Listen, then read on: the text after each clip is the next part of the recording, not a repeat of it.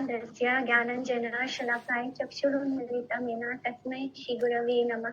वाञ्छाकल्पतरुभ्यश्च कृपासिन्धुभ्यैव च पतितानां पावनेभ्यो वैष्णवेभ्यो नमो नमः।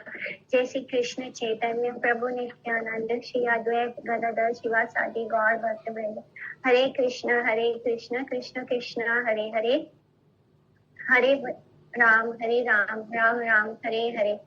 तो आगे बढ़ते हैं।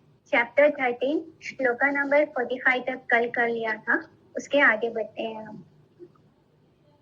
तो जैसे वो श्लोका, लास्ट श्लोका हमने पढ़ा था कल कि फलावंता वृक्ष आर गुणवंत जन नम्रता से ताहा स्वभाव अनुशन। तो जैसे फल से भरा लदा हुआ वृक्ष होता है और गुणी व्यक्ति जो होता है उनके अंदर क्या होता है, नम्रता होता है। वो हमेशा नम्रता के कारण वो झुके होते हैं, वो माने अकड़ कर नहीं खड़े होते। त्रिनादपि सुनीचेना, तो ये शिक्षा में मिली थी इस श्लोका से। हयानाहुषवेन वान नरक रावण महादिग विजय सुनिया छे ये जन। तो कैसे इन सभी लोगों का अहंकार होता है वो बता रहे हैं महाप्रभु। बुझा देखी कारा गर्व चूर नाही हया, सर्वथा ईश्वर अहंकार नाही सया। तो हया, नाहुष, वेद, वान, नरकासुर और रावण आदि जो जो व्यक्ति महादिग्विजयी सुने जाते हैं, देखो और समझो कि उनमें से किसका गर्व चूर्ण नहीं हुआ। और ईश्वर कभी अहंकार को सहन नहीं करते हैं। तो इस तरह महाप्रभु बता रहे हैं अपने शिष्यों को कि ईश्वर जो है वो कभी किसी का अहंकार को सहन नहीं करते हैं। हर बार वो इनका, जिसको भी जब भी इतिहास में जब भी किसी को अहंकार हुआ है, भगवान ने उसका अहंकार खत्म जरूर किया है। तो मोस्ट फेमस हया और नाहुष तो मुझे नहीं पता, वेन, वान ये सब नहीं जानती मैं, पर नरकासुर, रावण, इन सभी का अहंकार भगवान ने खत्म किया है, चूर्ण किया है। महिषासुर और प्रहलाद वाले स्टोरी में उनके पिता। तो इस तरह हमने देखा है कि कैसे भगवान ने हर समय समय पर उनका अहंकार तोड़ा है। जिन्हें भी अपने दिग्विजय होने का अहंकार हुआ है, भगवान ने उन सब का अहंकार समय समय पर तोड़ा है। तो हया कौन है? ये महिषमती पूर्वपति कार्तवीर्य अर्जुन भगवान दत्तात्रेय के वर प्रभाव से सहस्त्र बहुलाभ रूप वर प्राप्ति एवं भगवान परशुराम के हाथ से निधन हुआ था। इसके बारे में महाभारत में इस श्लोक आता है जिसमें इसका वर्णन मिला है। नाहुष कौन है? सोमवंशीय राज ऋषि पुरुरवा के पुत्र आयु के औरस से एवं स्वर भान्वी के गर्भ से उत्पन्न तथा राज ऋषि ययाति के पिता है। नाहुष की ऐश्वर्य मत्ता मोह और पतन महाभारत के वन पर्वांत अजगर पर्व में आता है। इसी तरह वेन था राज ऋषि अंग का नास्तिक भूत कीड़क पुत्र। इनकी अहम ग्रहोपासना युक्ता नास्तिकता या पाषंडिता एवं भूत हिंसा दर्शन से ब्राह्मणों द्वारा इनका तत्काल विनाश और बाहु मंथन से महाराज पृथु का आविर्भाव। तो भगवान के प्रति काम, भय, द्वेष, संबंध, स्नेह और भक्ति, इन 6 प्रकार के अनुशीलनों में से किसी एक अनुशीलन से विमुख होने के कारण भगवान के तीव्र अनुशीलन अभाव से वेन सर्वापेक्षा निकृष्ट पाप के फल से भीषण तम नरक में चिर पतित हुए थे। इसलिए कभी उनके उद्धार की आशा नहीं थी। महाभारत में श्लोक में धर्मराज युधिष्ठिर के पति देव ऋषि श्री नारद की उक्ति, तो ये श्रीमद् भागवतम में आता है। कैंटो 7 के चैप्टर 1 श्लोका नंबर 31 में आता है कि कैसे देव ऋषि नारद बताते हैं युधिष्ठिर महाराज को कि कतमो अपि न वेना स्यात् पंचानाम पुरुषम प्रति तस्मात् केनाप्युपायेन मना कृष्णे निवेशयत्। तो वान दैत्यपति बलि का सहस्त्र बाहु पुत्र रुद्र के प्रिय सेवक अन्य नाम महाकाल। उनका दूसरा नाम है महाकाल और एक नाम है वान जिनके बारे में ऊपर लिखा था। तो वान का वृतांत और कृष्ण द्वारा उसका दर्प नाश, तो ये सब कुछ आता है भागवतम के 10वें स्कंद में आता है एवं हरिवंश में भी आता है। तो यहाँ पे पूरा दिया है कि कौन कौन से ग्रंथ में इन लोगों का वर्णन आता है जिनको अपने आप पर बहुत अहंकार हो गया था, जिन्होंने अपने आप को भगवान ही समझ लिया था। तो उनका कैसे, जैसे हिरण्यकशिपु को भी यही घमंड हो गया था कि वही भगवान है। तो इस तरह ये सभी लोग भगवान, जैसे उनके अंदर ताकत और ये सब आ गया, ज्ञान और ताकत के बल पर इन्होंने क्या सोचा कि हम ही भगवान हैं, और ऐसा सोचने पर वो भगवान विष्णु से ही घृणा करने लगते हैं। तब भगवान स्वयं आकर उनका नाश करते हैं और उनको सजा देते हैं। तो इस तरह भगवान हर बार उनका अहंकार तोड़ते हैं। नरक, भगवान वराहदेव के स्पर्श से भूमि के गर्भ से उत्पन्न महासूर कृष्ण द्वारा, नरकासुर जो वराहदेव के स्पर्श से भूमि के गर्भ से उत्पन्न हुआ था, तो कृष्ण द्वारा उसका विनाश करते हैं नरकासुर। तो उस दिन हम दिवाली में मनाते हैं, इस कारण से भी बनाया जाता है दिवाली। तो इस तरह भगवान ने वहां पर भी उसका विनाश किया था। तो उस बारे में भी हरिवंश में आता है, विष्णु पुराण में आता है। रावण का जन्म तपस्या, वर प्रभाव से, युद्ध आदि में जय लाभ फल से, दर्प रामायण के उत्तराखंड में 9वें अध्याय में, एवं श्री राम के हाथों से खरदूषण की मृत्यु, संवाद श्रवण के, क्रोध, माया, सीता हरण से आरंभ करके निधन वृत्तांत रामायण के आरण्य कांड में, सुंदर कांड में, लंका कांड में इन सबका वर्णन आता है। एवं महाभारत के वन पर्व अंतर्गत भी द्रौपदी हरण पर्व में, और भागवतम के 9वें स्कंध में 10वें स्कंद में भी आता है। तो महादिग्विजयी ब्राह्मण, तो अब हम ब्राह्मण पर आते हैं जो महादिग्विजयी है। महादिग्विजयी ब्राह्मण ज्ञान पांडित्य के बल से अष्ट दिग्विजय करते हैं। क्षत्रिय युद्ध में बाहुबल द्वारा एवं वैश्यगण कृषि वाणिज्य द्वारा धन बल से देश जय करते हैं। तो कैसे, जो ब्राह्मण होते हैं वो अपने ज्ञान और पांडित्य के बल पे अष्ट दिग्विजय करते हैं। जो क्षत्रिय होते हैं वो युद्ध में बाहुबल द्वारा दिग्विजय करते हैं। जो वैश्यगण होते हैं, जो बिजनेस क्लास होते हैं, वो कृषि, फार्मिंग और वाणिज्य, कॉमर्स के द्वारा धन बल से देश को जय करते हैं। नवद्वीप में ही दिग्विजय का दर्प चूर्ण होगा, इस प्रकार सबको निर्माई की आश्वासन उक्ति। एते के ताहार यथा विद्या अहंकार, देखी वे एथाई सबा है व संहार। तो इसलिए तुम देखना उस दिग्विजय का जितना विद्या अहंकार है वह सब यहाँ पर नष्ट हो जाएगा। इस तरह सायंकाल शिष्यों सहित निमाई का गंगा तट पर आगमन। एता बलि हासी प्रभु शिष्य गणा संगे, संध्या काले गंगा तीरे आए लेना रंगे। इतना कहकर प्रभु हंसकर संध्या के समय शिष्यों के साथ आनंद पूर्वक गंगा तट पर पहुंचते हैं। गंगा का अभिवंदन। गंगा जल स्पर्शे करी गंगा नमस्कारी, बसी लेना शिष्य संगे गौरंग सिंहारी। तो वहां गंगा को नमस्कार व गंगा जल का स्पर्श करके शिष्यों के साथ गौरांग श्रीहरि तट पर बैठ गए।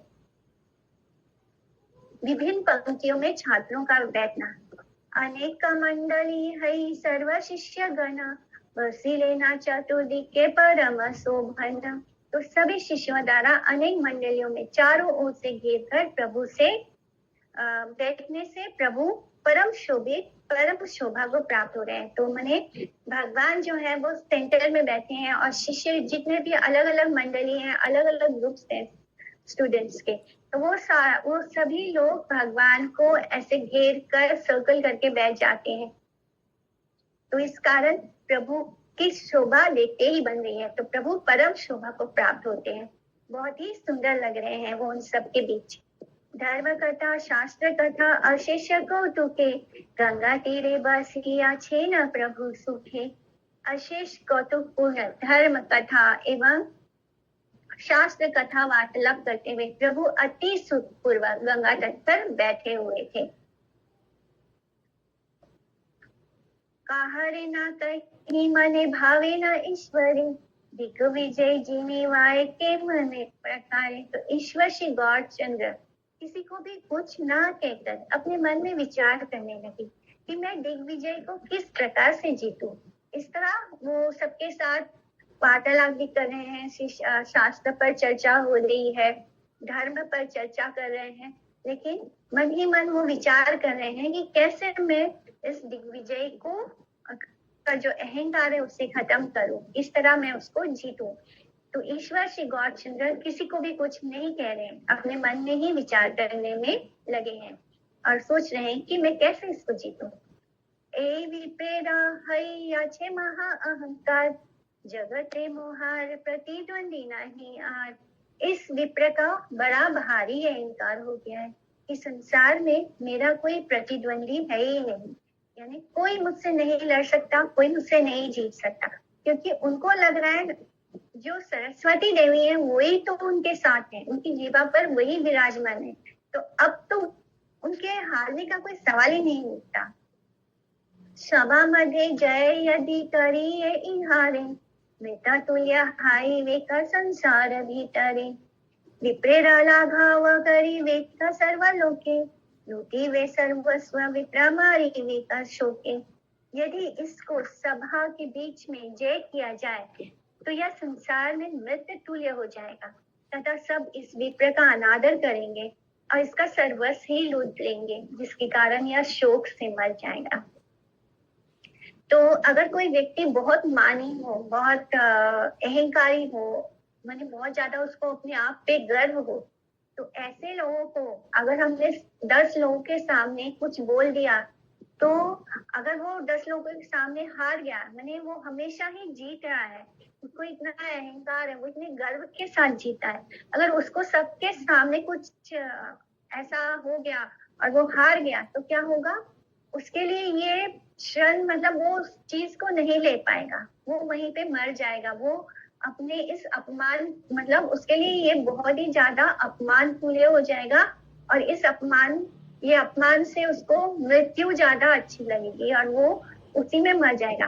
एंड इवन जितने ज्यादा लोगों के सामने अगर ऐसा हुआ तो वो सब लोग क्या उसको और भी नीचा गिराने की कोशिश करेंगे, गलत ऐसी ऐसी बातें बोलेंगे, ऐसे ऐसे शब्द बोलेंगे जो वो नहीं सहन कर पाएगा। तो भगवान ये सब सोच विचार कर रहे हैं कि विद्वत जन मान्य दिग्विजय को पराजय प्राप्त होने पर जो क्लेश होगा उसके बारे में ही जगत में शिष्टाचार मानव धर्म के सर्वोत्तम आदर्श प्रदर्शक प्रभु चिंता करने लगे। उन्होंने विचार किया यदि वे बहुत से लोगों के सामने इस आत्म संभावित दिग्विजय को पराजित करेंगे तब उसके हृदय में अत्यंत कष्ट होगा, फिर पराजित होने पर भी उसकी रक्षा नहीं, वह लांछित तो होगा ही, साथ ही सब मिलकर उसके अर्थ हाथी घोड़ा आदि सब वस्तुओं पर बलपूर्वक अधिकार कर लेंगे। उससे ब्राह्मण को बड़ा ही शोक होगा। इन सब विषयों के प्रति दृष्टि और लक्ष्य रखकर ही मुझको निर्जन में दिग्विजय का पराजय साधन करना होगा। तो भगवान हर परिस्थिति के बारे में सोच रहे हैं। उन्हें दिग्विजय का केवल अहंकार तोड़ना है। वो ज्ञानी है, इसमें कोई माने कोई डाउट ही नहीं है, वो बहुत ज्ञानी है, इसमें कोई डाउट नहीं है, किंतु उसमें जो अहंकार आया है उनको बस उसका अहंकार को खत्म करना है। ये नहीं कि उसे सबके सामने लज्जित करना है या उसके पास जो धन संपदा उसकी बुद्धि के कारण बल पर उसने अर्जित किया है उसको भी नहीं हानि पहुंचनी चाहिए। तो इस तरह भगवान हर चीज को ध्यान से सोच रहे हैं।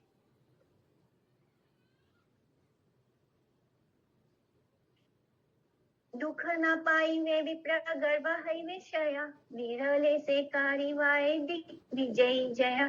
तो या विप्र दुख भी ना पावे, उसका गर्व भी नष्ट हो जाए, इसलिए मैं दिग्विजय को एकांत में जय करूंगा, जहाँ बहुत सारे लोग नहीं होंगे, जहाँ वो और मैं ही बस होऊंगा। એ માટે ઈશ્વર ચિંતિત से ईशने दिग्विजय निशाए आयला से स्थाने।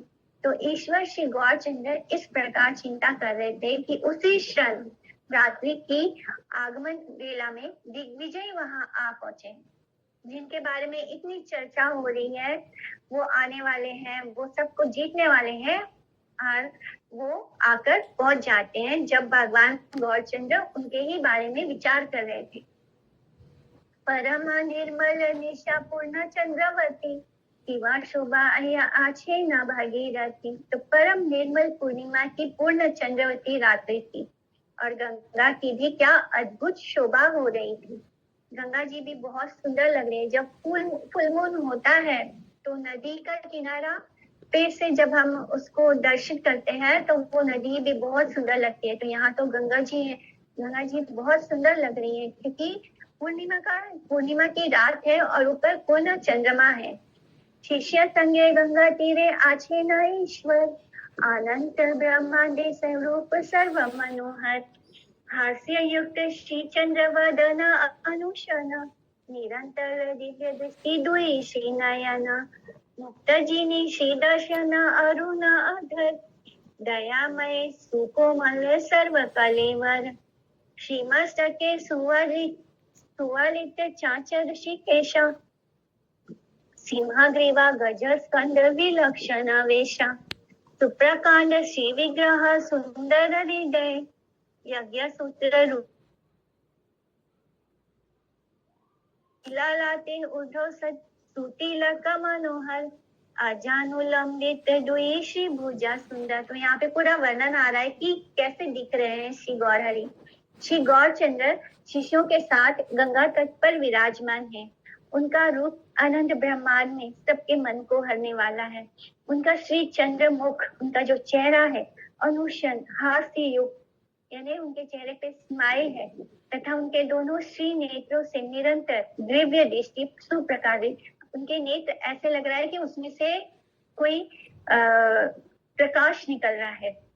और श्री दर्शन यानी उनके जो दांत है वो मुक्ताओं की तरह है, माने मुक्ता यानी मोतियों को भी वो पराजित कर दे। मोती भी उनके दांत के सामने हार जाए, इतने सुंदर उनके दांत हैं। उनके अधर अरुण है एवं श्री अंग दयामय तथा अति कोमल है। और श्री मस्तक पर, उनके माथे पर सुंदर गुंगराले काले केश शोभित हो रहे हैं। सिंह की सी ग्रीवा है और हाथी के से युगल स्कंद है तथा वेश अलौकिक शोभा पा रहा है। उनका सुप्रकांड सुगठित शिव विग्रह एवं सुंदर वक्ष है, जहाँ पर यज्ञोपवीत रूप से श्री अनंत विराज रहे हैं। और जो उनका जनेऊ है उसको श्री अनंत यानी संकर्षण, भगवान के बलराम जो उसके साथ उसकी तुलना की गई है कि जो यज्ञोपवीत है वो के रूप में श्री अनंत विराज रहे हैं। श्री ललाट पर मनोहर ऊर्ध्व पुंड तिलक है और घुटनों तक लंबे उनके सुंदर श्री भुज युग तक लंबे हैं। तो इस तरह उनका बहुत ही सुंदर वर्णन आ रहा है। हरि बलि गोरा नाचे बहु तुली जग मन बांधल करुण बोली बलि। तो यह पदे कहीं कहीं दृष्ट होता है, किंतु इस स्थान पर उसकी संगति नहीं होती क्योंकि पूर्ववर्ती 52 और पूर्ववर्ती 68 संख्या इसकी अर्थ संगति या सामंजस्य नहीं है। तो ये इसका गौर भाष्य उल्लेख था। भगवान श्री नारायण के 10 विध सेवो उपकरणों में अन्यतम यज्ञ सूत्र या उपवित रूप से श्री अनंत देव का अवस्थान। तो भगवान जो भी धारण करते हैं उसमें जो उनका जनेऊ है यज्ञ सूत्र है वो साक्षात श्री अनंत देव है।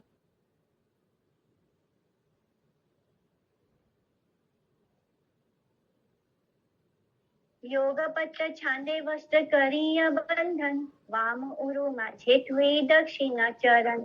तो योग पद की रीति से वस्त्र बंधन कर दक्षिण श्री चरण को बाएं जंघा पर रखकर प्रभु विराजमान है। तो जो उनका एक पैर को दूसरे पैर पर रखकर, वो अपने जांघ पर रखकर उसको विराजमान किए हैं। दक्षिण की ओर उनका एक चरण दक्षिण की ओर जा रहा है, जिसको उन्होंने अपने लेफ्ट पैर पर उठाकर रखा हुआ है और इस तरह वो बैठे हैं। करीते आछे न प्रभु शास्त्र व्याख्यान, हया नए करे न प्रमाण। तो प्रभु शास्त्र का व्याख्या करने में लगे हुए थे। वे मंडित का खंडन और खंडित को प्रमाणित कर रहे हैं। अनेक मंडली है सर्व शिष्य गणा, चतुर्दिके बसिया छे सुशोभना। तो चारों ओर सभी शिष्यगण अनेक मंडलियों में बैठे हुए, अनेक ग्रुप्स में बैठे हुए हैं और बहुत ही सुशोभित हो रहे थे। अपूर्व देखिला दिग्विजय सुविस्मित, मने भावे एई भुजे निमाई पंडिता। तो ऐसी अपूर्व दिव्यता को देखकर दिग्विजय भी अति विस्मित हो उठे एवं मन में विचार किया कि संभवतः ये ही निमाई पंडित है। तो उन्होंने निमाई पंडित के बारे में सुन रखा था, वो बहुत ही फेमस हो चुके थे। तो इस तरह उनको पता चल गया था कि निमाई पंडित नाम का कोई व्यक्ति है, लेकिन वो उनको देखे नहीं थे कभी। लेकिन जब वो वहां पहुंचते हैं गंगा जी के तट पर, तो देखते हैं कि उनका इतना सुंदर स्वरूप देखते हैं। उसके बाद देखते हैं कि अलग अलग मंडली में इतने सारे अनगिनत शिष्य बैठे हुए हैं। तो वो अंदाजा लगाते हैं कि यही निमाई पंडित होंगे। अलक्षिते से स्थाने ठाकी दिग्विजय, प्रभुरा सौंदर्य चाहे एक दृष्टि हुई। तो दिग्विजय अलक्षित रूप से उसी स्थान पर स्थित हो टकटकी लगाकर प्रभु के सौंदर्य को देख रहे। ऐसे देख रहे हैं माने जैसे उनके एक टक होकर देख रहे हैं। उनका सौंदर्य ऐसा है कि किसी को सोचना नहीं पड़ता कि मुझे प्रभु को देखना है। वो अपने आप ही नजर उनसे हट नहीं रही है। एकदम लगातार टकटकी लगाकर वो प्रभु के सुंदरता को निहार रहे हैं। शिष्य स्थाने जिज्ञासिला की नामई, हाँ शिष्य बोले निमाई पंडित ख्यातियाना। तो उन्होंने शिष्यों से पूछा कि इनका क्या नाम है। तो शिष्यों ने कहा यह निमाई पंडित के नाम से विख्यात है, फेमस है। तबे गंगा नमस्कारी से ही विप्रवरा, आए लेना ईश्वरेरा सभार भीतरा। तब वे विप्रवर गंगा को नमस्कार करके ईश्वर की सभा में आ गए। इस तरह वो भी वहां उनसे ही तो मिलने आए थे, तो वो भी वहां पहुंच गए। मानव धर्म के सर्वोत्तम आदर्श प्रभु द्वारा दिग्विजय की सादर अभ्यर्थना। ताने देखी प्रभु की चू ईशता सिया, बसीते बलीला अति आदर करिया। प्रभु ने मंद मुस्कुराते हुए उनके ओर देखा और अति आदर पूर्वक बैठने को कहा। बहुत ही सम्मान के साथ उनको कहा कि आइए बैठिए। स्वभावतः निर्भीक तथा विशेषता स्वयं दिग्विजय होने पर भी प्रभु दर्शन से विप्र के मन में भय का संचार हो गया। वैसे तो उनके मन में कोई भय नहीं था, दिग्विजयी है और इसीलिए तो वो पूरे देश में भ्रमण कर रहे हैं और उनके हाथों में एक पत्र है कि जय पत्र जिसको बोलते हैं, वो लेकर वो पूरे ही देश में भ्रमण कर रहे हैं। तो ऑब्वियसली उनके अंदर कोई भय नहीं था, परंतु जब वो भगवान को देखते हैं तो उनके मन में भय का संचार होने लग गया। परम निशंक से दिग्विजयी आर, तबु प्रभु देखिला साधव सहैला तार। एक तो वे परम निशंक और दूसरे दिग्विजय। तब भी प्रभु को देखकर उन्हें भय हो रहा था। पता नहीं क्यों उन्हें अचानक से ऐसा फील होने लगा। उनको तो कॉन्फिडेंस था कि वो कभी हारते नहीं, क्योंकि उनके अंदर अहंकार था। नहीं तो भगवान को देखकर भय क्यों होगा। ईश्वर स्वभाव शक्ति एई मता हया, देखी ते मात्रता ने साधव जन्मया। तो ईश्वर स्वभाव की शक्ति ऐसी होती है कि दर्शन करते ही दर्शक को भय लगता है। 7-5 कथा प्रभु कही विप्र संगे, जिज्ञासिते तारे किच्छु आरंभीला रंगे। तो इस तरह प्रभु ने उन विप्र से 5-7 बातें करने के पश्चात कौतुकपूर्ण कुछ पूछना आरंभ किया।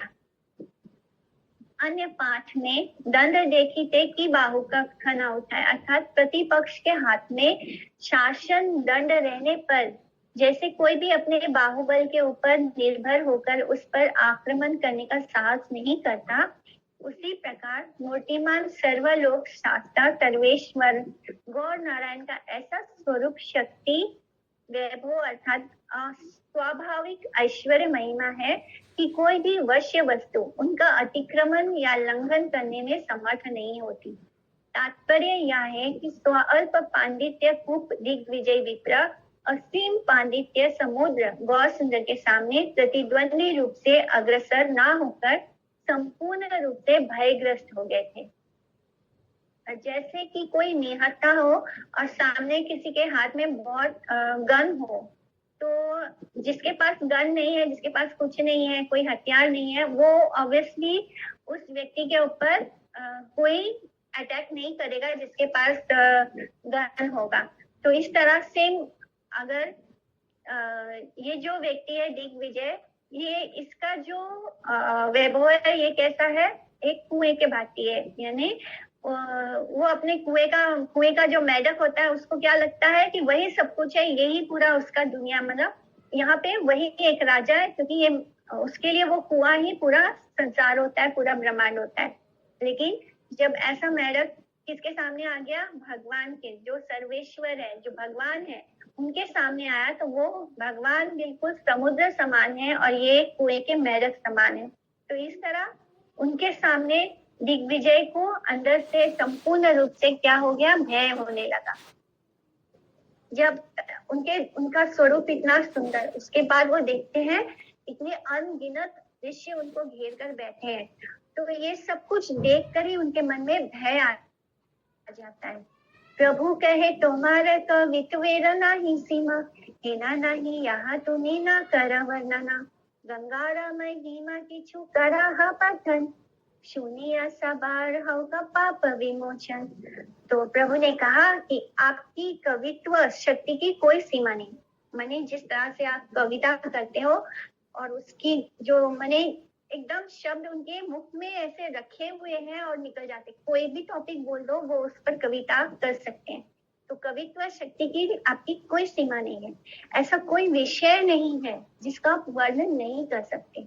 इसलिए आज आप गंगा जी के बारे में कुछ महिमा पाठ कीजिए, जिसको सुनकर इन सबको पाप से मुक्ति मिलेगी, पापों का विमोचन हो जाएगा।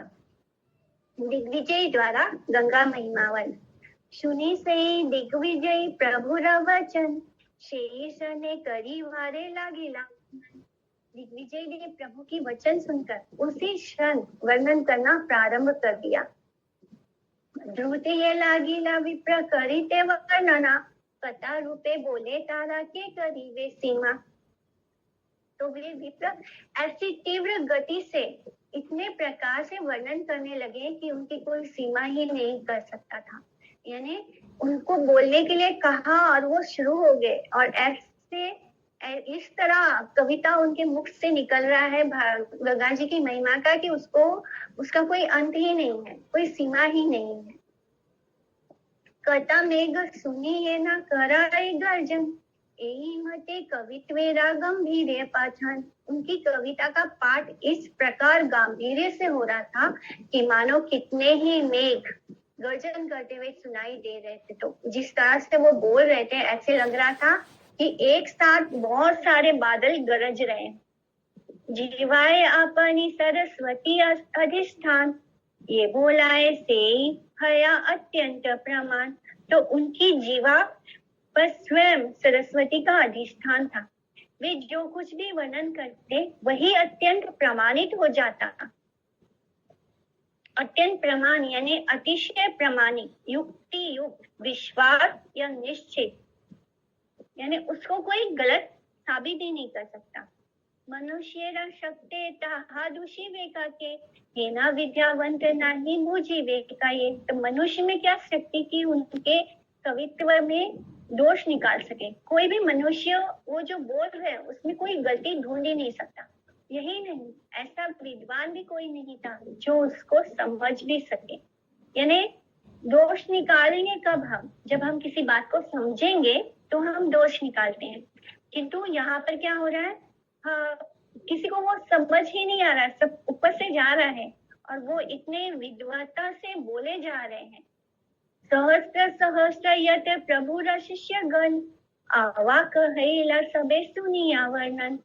प्रभु के सहस्त्र सहस्त्र जो शिष्य थे, हंड्रेड्स एंड हंड्रेड्स ऑफ जो उनके शिष्य बैठे हैं वहां पे, सबका इतना इतना बड़ा ग्रुप लेकर वो सब बैठे हैं, वे सभी उनके वर्णन को सुनकर अवाक रह गए। मैंने इतने स्तब्ध है, उनको नहीं समझ में आ रहा कि हो क्या रहा है। राम राम अद्भुत स्मरे न शिष्य गण मनुष्यरा एमत की स्फुराए कथन। तो सभी शिष्य विस्मित होकर राम राम ऐसे स्मरण करते हुए विचारने लगे कि क्या इस प्रकार के वर्णन का स्फुरन भी मनुष्य के में कभी संभव है।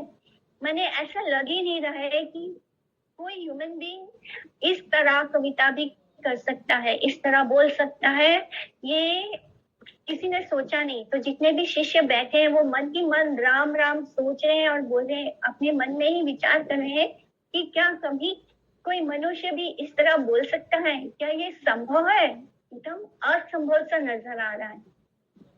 एक कविता बनाने के लिए भी कितना हमको लाइन में सोचना पड़ता है कि कौन सा शब्द कहाँ डालना है। यहाँ इस व्यक्ति को कुछ सोचना ही नहीं पड़ रहा, उसके मुख से जैसे निकलता ही जा रहा है और बिल्कुल बिजली की तरह जैसे बादल गरज रहे हैं उस तरह वो बोलते जा रहा है।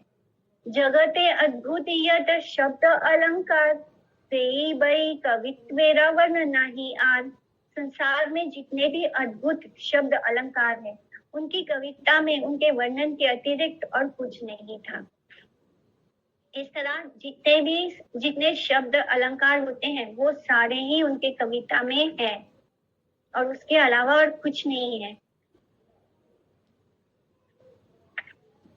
सर्वशास्त्रे महाविशारद ये जन हेना शब्द तार साबारो बुझीते विषम। उन्होंने ऐसे ऐसे शब्दों का प्रयोग किया कि उनका समझना तभी शास्त्र विशारद मनुष्यों के लिए भी कठिन था। अगर किसी ने सारे शास्त्रों को पढ़ रखा है तब भी वो नहीं समझ सकता कि ये जो दिग्विजय जो बोल रहे हैं वो क्या बोल रहे हैं, उनको समझना इतना कठिन था। दिग्विजय के रचित और पठित गंगा स्तव में सर्वत्र विस्मयकर उत्कृष्ट शब्द विन्यास तथा अलंकारिक सौंदर्य वर्तमान था। इसलिए समस्त शास्त्रों में पारदर्शी विद्वान परम पंडित भी उन सब श्लोकों के अर्थ बोध और रस स्वादन में अत्यंत कठिनता अनुभव करते थे। यानी नॉर्मली एक आम इंसान तो नहीं समझ सकता, ये हम समझ सकते हैं, किंतु जिसने सारे शास्त्रों को पढ़ रखा है वो भी नहीं समझ सकता कि वो क्या बोल रहे हैं। दिग्विजयी प्रहराखा ने का दिग्विजयी अद्भुत से पढ़ाए तथा भी अंतनाई। इसी प्रकार एक प्रहर तक दिग्विजय पंडित अद्भुत गीत से वर्णन करते रहे, तब भी पाठ का अंत नहीं हो रहा था। बोलते ही जा रहे हैं, बोलते ही जा रहे हैं और कोई अंत नहीं हो रहा। एक प्रहर निकल गया लेकिन फिर भी उनके पाठ का अंत नहीं हो रहा। दिग्विजय के श्लोक पाठ के बाद प्रभु की उक्ति, पढ़ी यदि दिग्विजय हैला अवसर तबे हासी बाली लेना श्री गौरा सुंदर।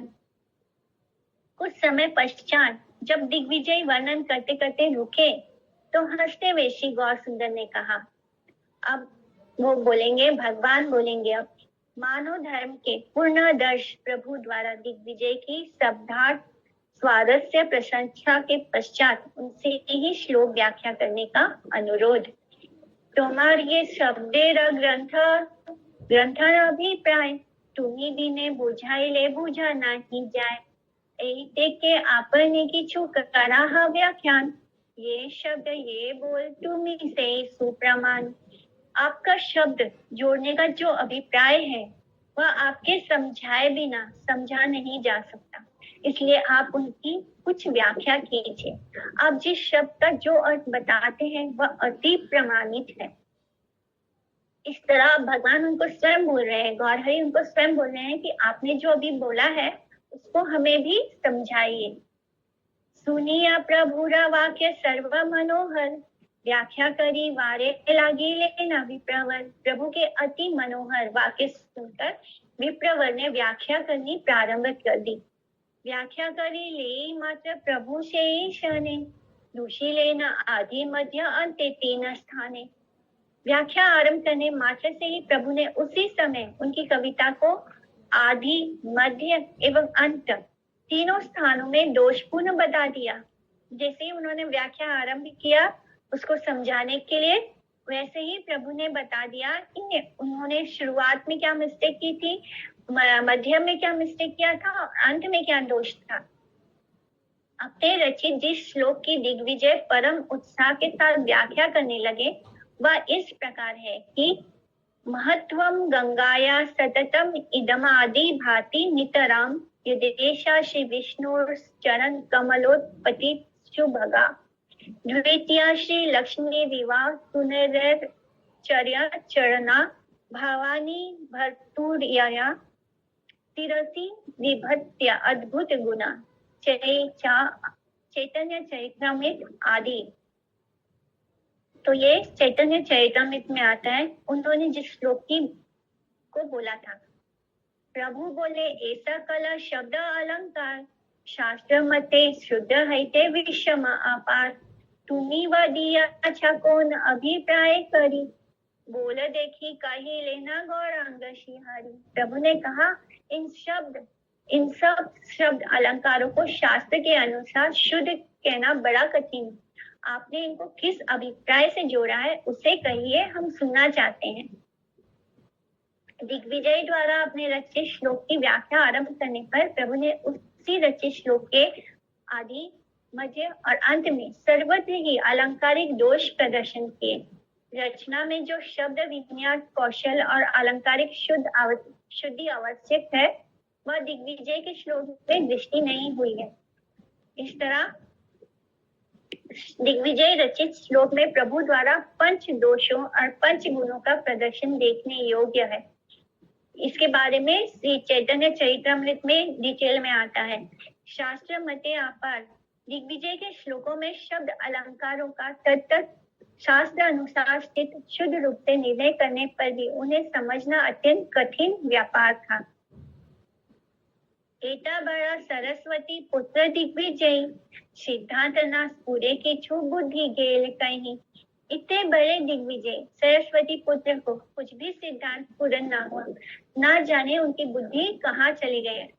गौर सुंदर उनको बता रहे हैं और ये एकदम समझ नहीं पाए, मतलब वो उनकी गलती बता रहे हैं लेकिन दिग्विजय को कुछ समझ में ही नहीं आ रहा गौर सुंदर क्या बोल रहे हैं। और उनको ऐसे लग रहा है जैसे कभी कभी हम बोलते हैं ना हमारा तो दिमाग ही बंद हो गया, तो बिल्कुल ऐसी स्थिति हो गई है दिग्विजय की। बुद्धि केला कहीं यानी बुद्धि कहाँ चली गई, अर्थात दिग्विजय की विचार शक्ति लुप्त या नष्ट हो गई है।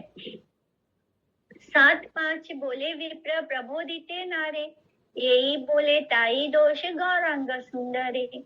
वे विप्र केवल 7-5 उल्टा पुल्टा ही बोल रहे थे परंतु भली भांति समझा नहीं पा रहे थे। जो वे बोल रहे थे श्री गौर सुंदर उसका ही खंडन कर देते थे। वो अपने आप बात रखने की कोशिश कर रहे थे लेकिन वो जो बोल रहे हैं वो बस उल्टा पुल्टा सा कुछ समझाने की कोशिश कर रहे हैं और गौर सुंदर उसका खंडन कर रहे हैं। सकल प्रतिभा पलाई लको न स्थाने आपने ना बुझे विप्र की बोले आपने।